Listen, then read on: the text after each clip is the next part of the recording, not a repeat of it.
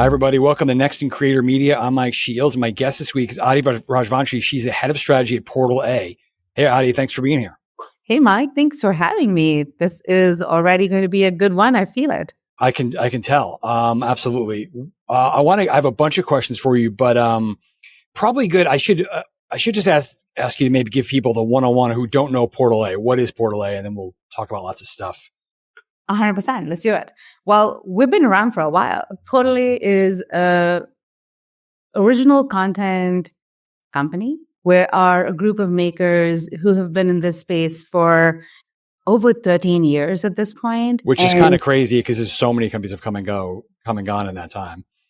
Absolutely. And while I haven't personally been part of the Portal A story for the entirety of that 13, I've been a witness from the bylines for many, many years before Zach and I actually reconnected and decided to, bring me in as the head of strategy. Until that point, I'd still seen the work Portal A was already doing, especially the work around YouTube Rewind.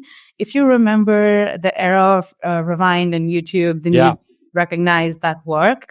And it sort of like became ubiquitous with what the YouTube culture was for a really long time. And Portal A has been the mind behind it, the creative might behind it. Today, we are a company that works on premium elevated storytelling for brands. Our goal is to sort of carve out our niche in a space that is, by all measures, exploding in every which way. And our niche is that we're not necessarily your go-to person for all things scaled, but we are your go-to person for anytime you want to do elevated storytelling, anytime you want to make something that feels like a marquee brand property that you want to continue to build on, grow on. We are the team for that. Right. So I actually want to break down what that means and doesn't mean. But maybe it'd be good to start because you've been in and around digital video in various forms for a while, right? But you were at YouTube for a while. You've been at Portal A for a couple of years. How has the relationship between brands / media buyers and creators evolved over that time? It's probably changed a ton and gone back and forth. It's changed every which way. And I often think about this question as when we first started out in this space, and I remember back to my YouTube days, one of the things that I remember doing a ton of was these presentations for medium to large businesses around why it's valuable for them to even include creators in their marketing ecosystem, even to bring them in the door. Just the idea was just the idea. New. Just entertain the idea that a creator could bring you value. And I'm talking like 2012. So this is sort of like definitely feels like another era altogether of where we currently are. So one of the key differences is that no one in this space is having to do having to upsell creators anymore. That is the evangelization is hopefully done in that part.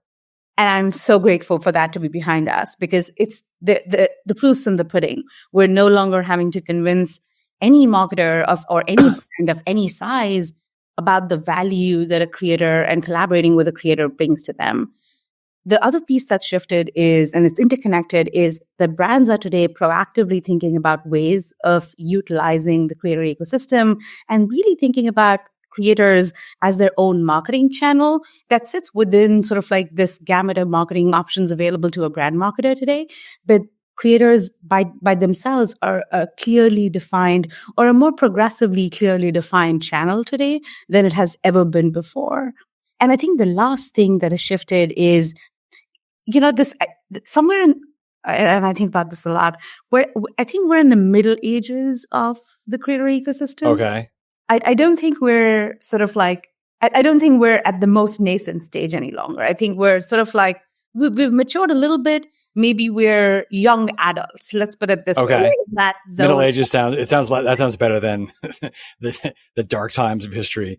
No, thankfully, not the dark era. I meant more like we're in the medium period where we're adults now. We can all sort of like have a conversation around the space and not roll our eyes at everything anymore.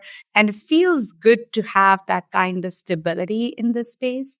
But that also means, and that's where the last bucket comes for me, that today creators are no longer just a place where brands are looking at them as billboards, where they can just go slap their name and that's about it. And, just have that one Right. Get brand the mention. mentions and we're done. We got Exactly. That's that very transactional nature that we saw for the longest time, to be honest, is truly shifting and has shifted in the last couple of years towards a more sustainable, a more sort of like deeper relationship between brands and creators, where we're talking longer term relationships, where creators are part of their larger content marketing efforts. And to me, that is the shift for the future. That's where I think we're truly going to start seeing growth and evolution outside of all the scaled stuff that, we all know that we do for the sake of business. So let's dig into that, where we are in adolescence versus maybe where we hope to be. Because you're right. Over the years, brands were sort of trying to figure out, okay, do we just run a bunch of ads with creators? Do we work with them? Are they part of an extension of our creative? Are they extension of our media plan? Are we doing shows together? What are I don't know if there's one answer there, but where would you like things to go? And what are maybe the pros and cons of different models? I think for every brand, it is critical to build their own distinct content marketing strategy. And I think for every brand, it is critical to figure out which aspects of their content marketing strategy, of their overall programming, do creators fit in as partners. It is no longer valuable from a long-term perspective, especially as I start thinking about goals around brand loyalty, brand love, all the stuff that brand marketers ultimately are going for, especially on the brand marketing side of things, lesser on the performance marketing side of things. When I think about that whole space that marketers are focused on, it is critical that we are creating room and very intentionally creating room for creators to be part of the content marketing play that brands are building out. I see it play out from serialized content perspective. I see it from the perspective of long-term brand creator relationships, where you see the same creator or the same set of creators almost become ambassadors for a brand because they continue to work with them over and over again and really start shaping the brand's perception for their most engaged audience in a way that no amount of performance marketing can. And so to me, that's the space where I'm seeing the shifts happen. And that's what I want to see more of in the future. Long-term, sustainable creator brand relationships that fit into the overall content marketing plan for a brand. I want to ask you, when you talk about content marketing, there will be different definitions of that. I think some brands will see that as, I want to show about my brand. That's branded. It's more like branded content than others. I want to support content about my category. When you use that term, are you talking about brands and creators partnering on a 5-part series on the subject? Or are you talking about launching episodics together? Is there a range? There is definitely a range. So when I'm talking about content marketing, what I'm not talking about is ad units and ad units alone. So that if we were to sort of start distinguishing between what is content and what's not, I think of content as inherently being valuable to the viewer. And advertising sometimes, unfortunately, is not.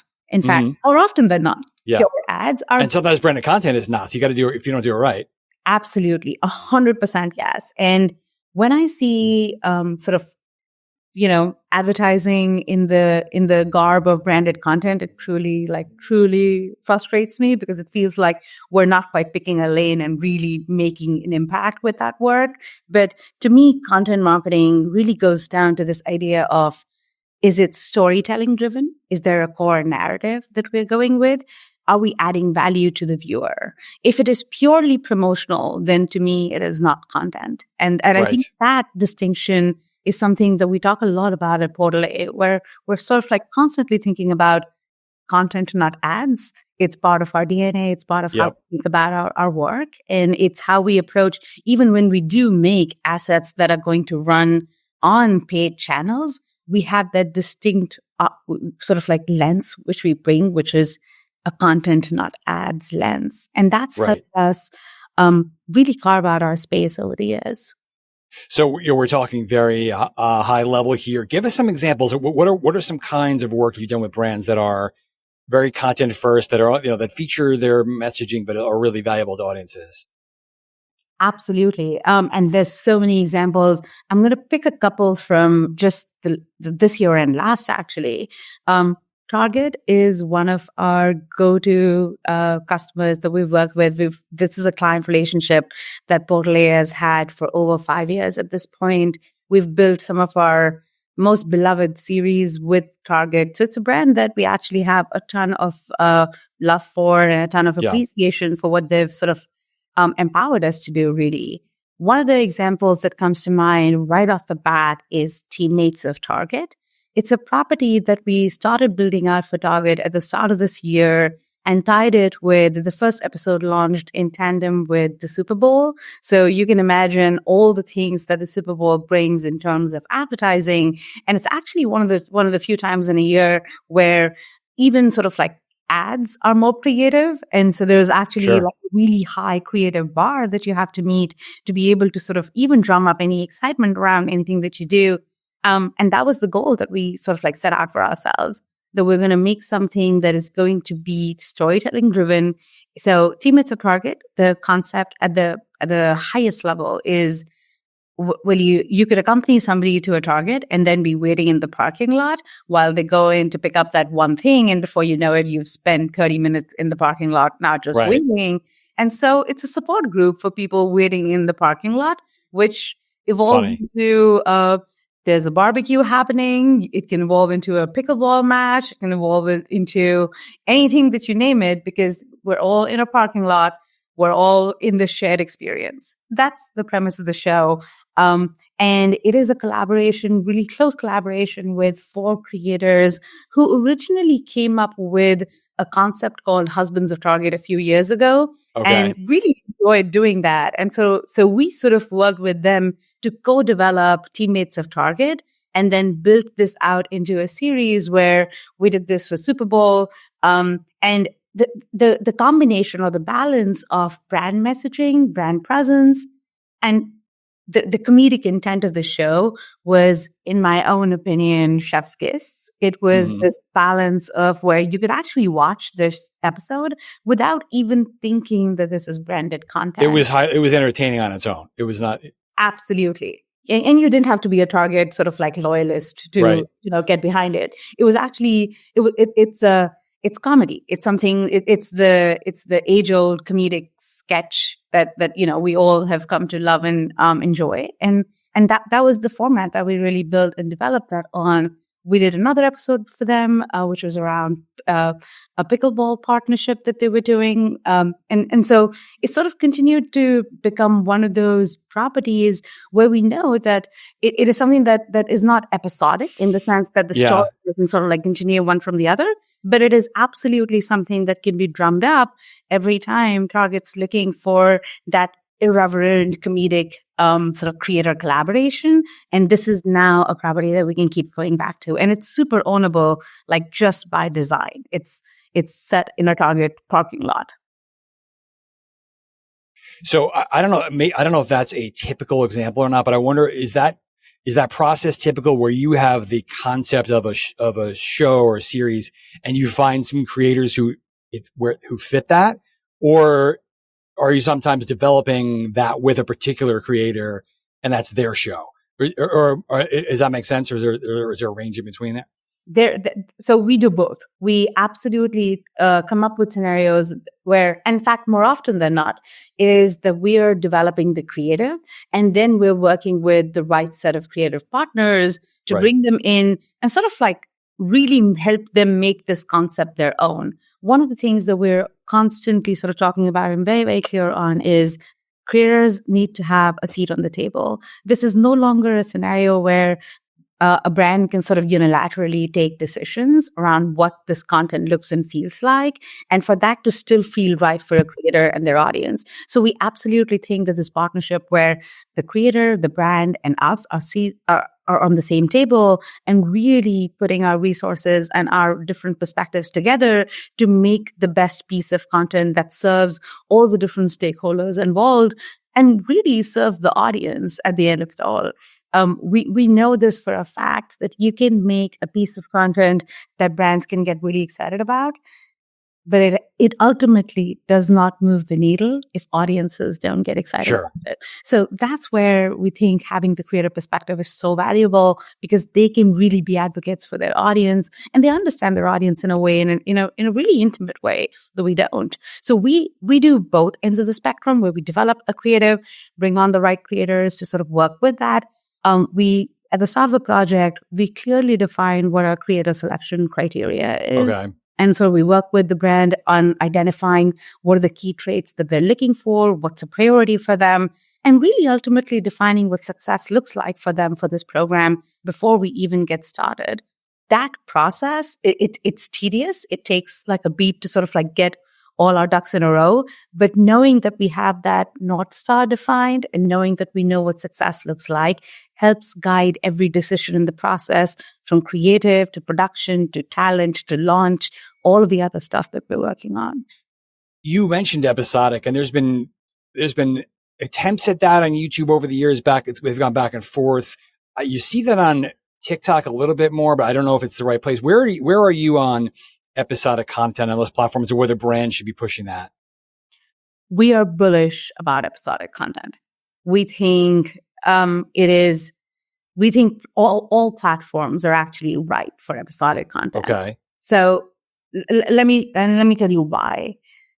YouTube many years ago made a switch from views to watch time. Yep. It was a very intentional move, and it was to drive time spent on the platform. Every platform, whether it's the TikTok algorithm or the Instagram algorithm, the goal is to increase time spent on the platform. Every platform measures, sort of like looks at different metrics, looks at different indicators to show what kind of content is driving most time spent on the platform. In recent years, in the last couple of years, YouTube has been talking about this metric or this idea, and I'm saying this is an idea because the metric is not publicly available, of viewer satisfaction. The way they're defining viewer satisfaction is a combination of time spent on the platform along with session time. So basically, they're saying, did this piece of content engage the viewer enough to watch it to, as much as possible? And then did it satisfy the viewer enough for them to continue watching more stuff on the platform and continue to prolong their session? So it's not just time spent in a cumulative fashion. It's that they want to drive those, their version of binging, I guess. Exactly. So I think where you're going with this is episodic does lend itself to that. That's pretty interesting. Exactly. Now, marry that to the idea that with TikTok sort of really becoming the competitor that it has to YouTube over the last couple of years, Shorts is a direct response to that, right? Right. We know that Reels is the third player in this mix. Now, if between Shorts and TikTok and Reels, everyone's vying for that short form audience, for that bite-sized audience, one of the things that TikTok has told us is people can spend up to 40 minutes with that short form content. So what is stopping us from saying that short form content cannot become episodic in nature? Yeah. Or before you know it, you've actually seen 10 shorts or 10 TikToks because they're all part of this series around, whatever, Lisa comes to mind, but whatever you can. And you don't feel like a lot of people feel like, I don't even know what I did with, I spent so much time on TikTok, I don't know what that time was. That's a lot more satisfying, you would think, following a story or narrative or whatever. Absolutely, yes. I mean, where brain rot is the word of the year. Yeah. That tells you where we are in 2024. So if that's where we are, and that's one of the primary content genres on internet today, that's where we're spending our time. I think there is so much room for brands, especially for brands, to not just blend in, not just fall into the trap of brain rot content and making more stuff that just feeds the algorithm, just like sort of, drives the scroll, but actually build stuff that helps people stop the scroll, that doesn't just, That's pretty interesting, because that's probably hard for brands to, I want to jump in on those kind of numbers that seem to matter. And maybe that's brain rotty, but I like the cumulative views or whatever it is. But to fight that instinct, because it's probably not a great association for a lot of them. Oh, yes. It is. I think with brands and over the years, we see this conversation play out in all the different ways. It's I want to have my cake and eat it too. So there is this constant struggle of, we want the metrics, we want the views, we want the virality, we want whatever else. And even saying virality in 2024 sounds kind of it feels incredibly dated. But that's still a conversation that happens. That is very much something that we've heard even this year. And then you sort of switch to the other side, and you talk about making content that is really premium, really representative of the brand's overall ethos. So at times it feels like those two instincts are at odds with each other. Yeah. But here's where we've found success, where we've managed to sort of make the definition of success a little bit more well-rounded, outside of this idea of just top of the funnel metrics like impressions and views.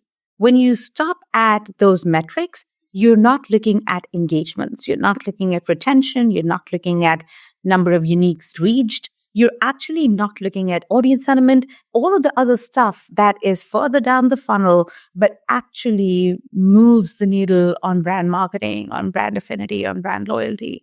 We consistently talk about those metrics. We consistently, especially with the kind of robust reporting YouTube has to offer, there is so much color and sort of context that we can bring to the table in terms of returning viewership, in terms of, here's the number of uniques, here's the stuff that your audience continued to watch after watching your video. We can build real narrative today around the power of YouTube content, the power of serialized content, which helps us sort of break away from the idea that this one shiny viewership number is the goal. And that also builds the case for the second half, which is, we get to, you won't get retention if you simply create what everyone else has made. If it's simply a function of falling into the same mold, retention, one of the things that audiences can sniff away like right off the bat is when brands are trying to be like too organic. And there's something so cringe about that. It's something that audiences immediately know. And we are always very clear that if the brand is trying to pretend to be something that they're not, that is going to backfire for anything else well.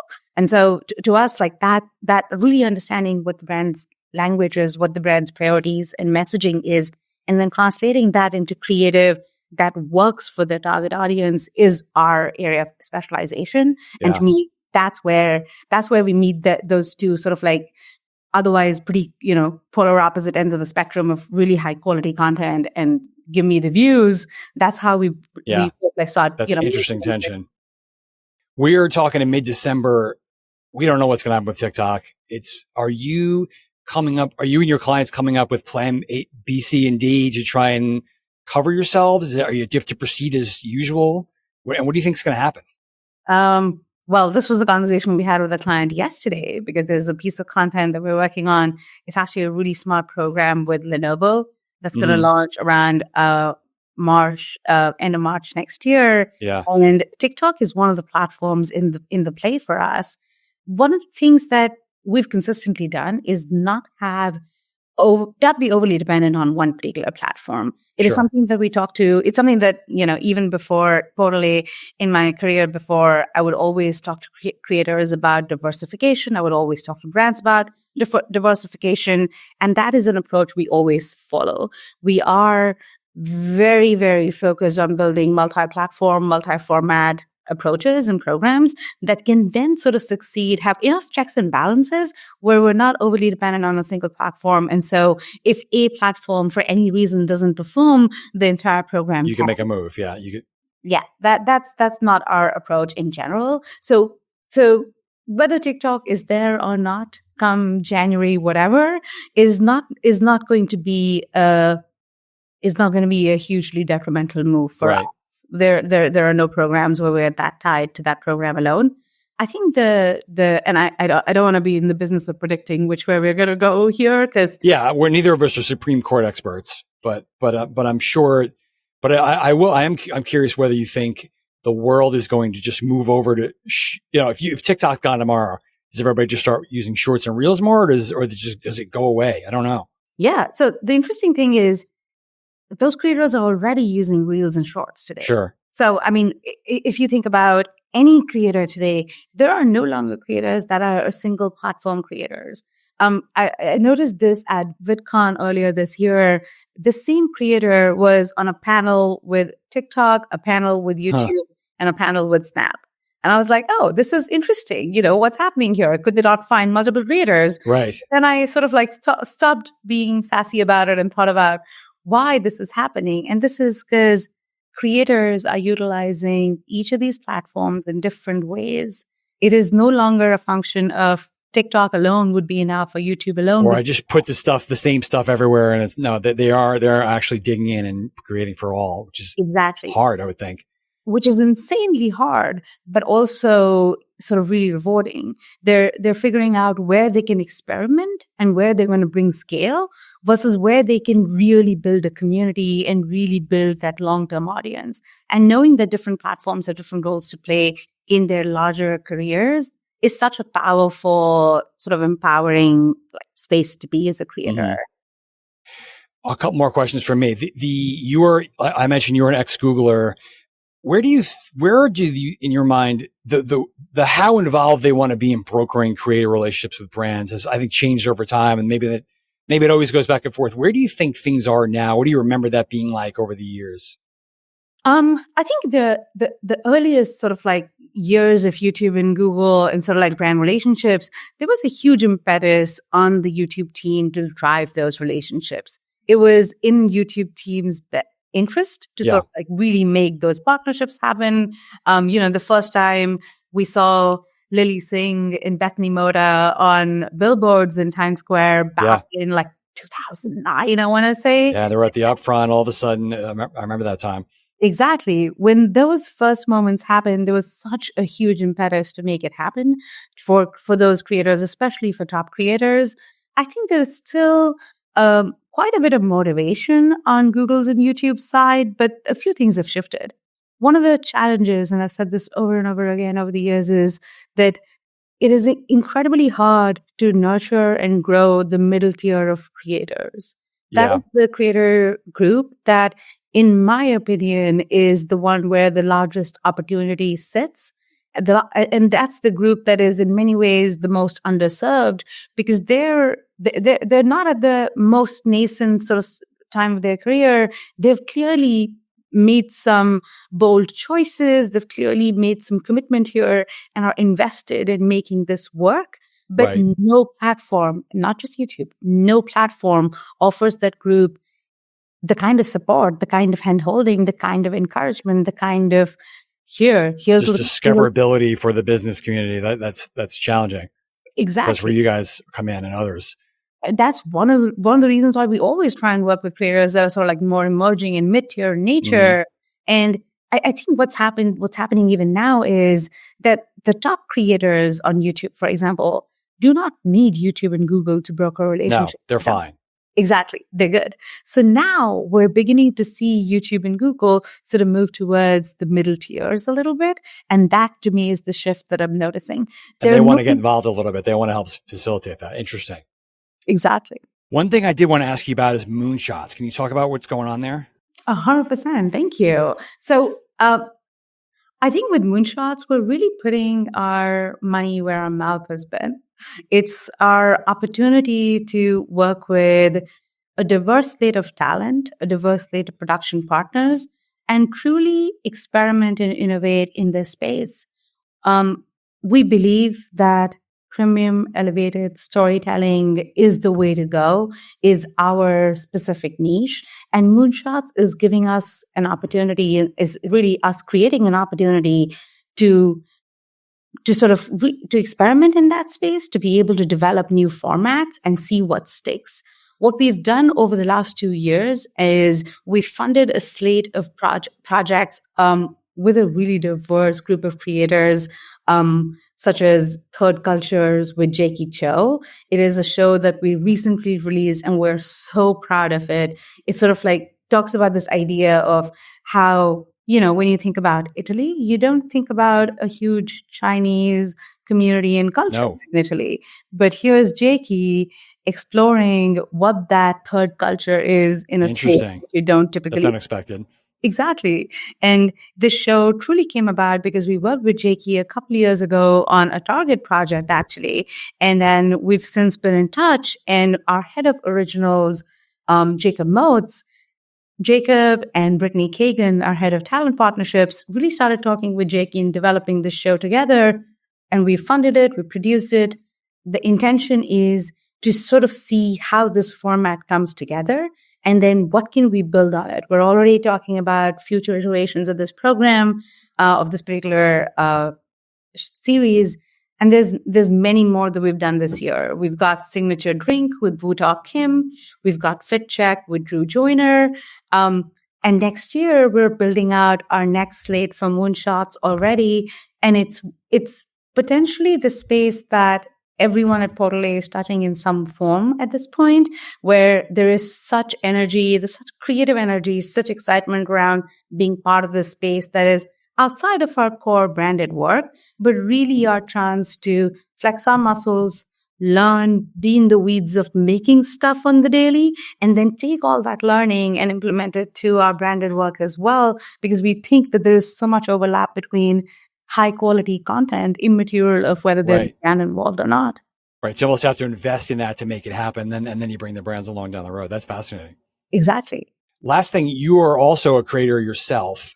How does that, talk about that. How does that affect your, or help you with your business, help you, give you a different perspective maybe? I think because I started working with creators at a time where this wasn't even a defined ecosystem, where the creator ecosystem wasn't even a terminology. Yeah. And in so many ways, that those initial years of working with YouTube creators, sort of seeing the wild, wild west of YouTube, truly defined my career path, but also truly defined why I continue to be incredibly passionate about this space. Because I am able to put on a variety of hats, the business hat, having run my own consulting business, the strategy hat in my current role, being able to think like a creator, having worked with multiple creator teams over the years and really been on the programming end, on the actual creative team with them, having done those different roles and sort of like put on those different hats. I think my advantage is being able to think 360 and sort of like be able to really think through a situation or a problem from that multiple perspective. Everybody's thinking, you know how all these different groups are thinking. And it's been a real advantage. I do think it is one of the reasons why I've had a long-term career in this space that still feels gratifying and challenging, but also really, really rewarding. Awesome. Well, Adi, it's such a pleasure. Thanks so much for your time here. Let's chat again down the road. Absolutely. Thank you, Mike. Appreciate it.